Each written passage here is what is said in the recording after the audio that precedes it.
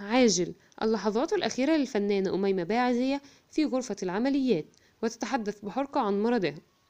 نشرت بعض وسائل الإعلام المغربية مؤخرا أخبار غير مؤكدة تقول فيها أن الفنانة الشعبية أميمة باعزية فارقت الحياة بعد تعرضها لنزيف حاد في رأسها تسبب لها في سكتة دماغية مفاجئة.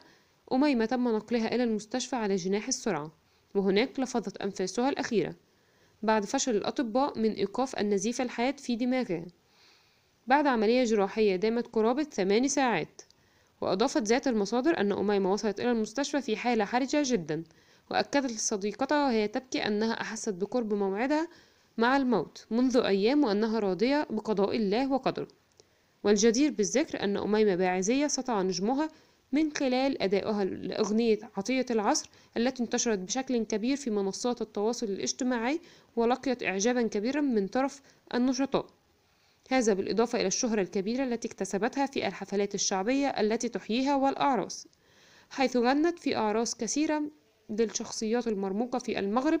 والفنانة الشعبية تعرف بولعها بالتراث المغربي القديم، وكانت تدعو في كل مناسبة إلى الحفاظ على الزوال، وهو ما جعلها تطلب القيام بديو يجمعها بالفنانتين صفاء وهناء الذين يتناولوا أغاني مأخوذة من التراث المغربي الأصيل.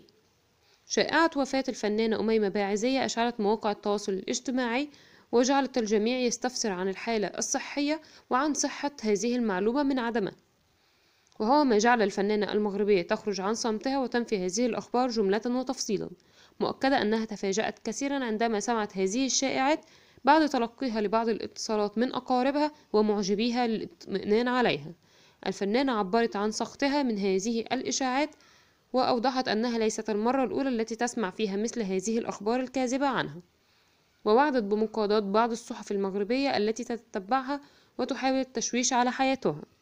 وأضافت الفنانة أميمة أنها بصدد تحضير ألبوم جديد لها يجمعها مع فنان مغربي مشهور رفضت الكشف عن هويته، حيث قالت أنها ستتركها مفاجأة لمعجبيها، ووعدت جمهورها أن هذا الألبوم سينال إعجابهم.